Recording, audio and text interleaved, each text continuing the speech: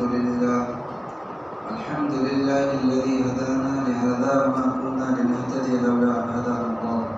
وأشهد أن لا إله إلا الله وحده لا شريك له وأشهد أن محمدا عبده ورسوله صلى الله عليه وعلى آله وأصحابه وسلم. أما بعد، فيا أيها الناس اتقوا ربكم واخشوا يوما لا يجزي والد عن ولده ولا مولود وجاز عن والده شيئا، إن وعد الله حق، فلا تغرنكم الحياة الدنيا ولا يغرنكم بالله الغرور. يا أيها الذين آمنوا توبوا إلى الله توبة نصوحا عسى ربكم أن يرحمكم،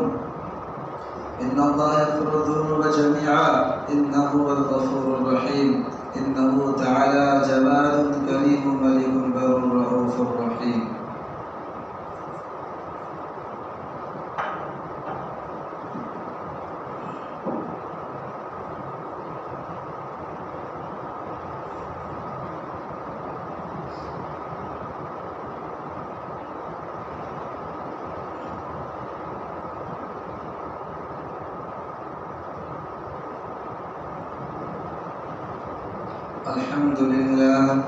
الحمد لله نحمده ونستعينه ونستغفره ونؤمن به ونتوكل عليه ونعوذ بالله من شرور أنفسنا ومن سيئات أعمالنا،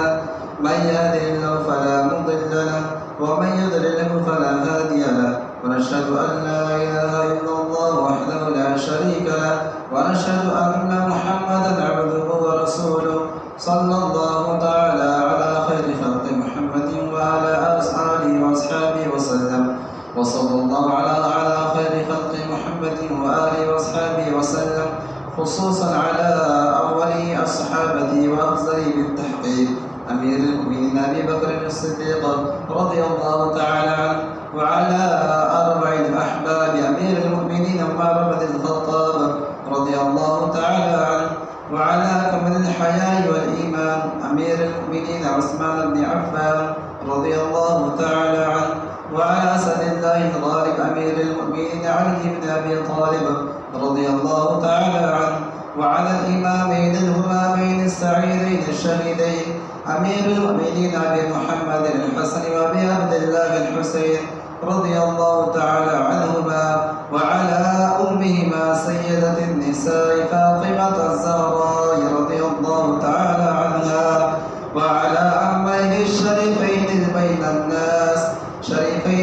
الناس حمزة والعباس رضي الله تعالى عنهما، وعلى سائر الصحابة والتابعين رضوان الله تعالى عليهم أجمعين برحمتك يا أرحم الراحمين.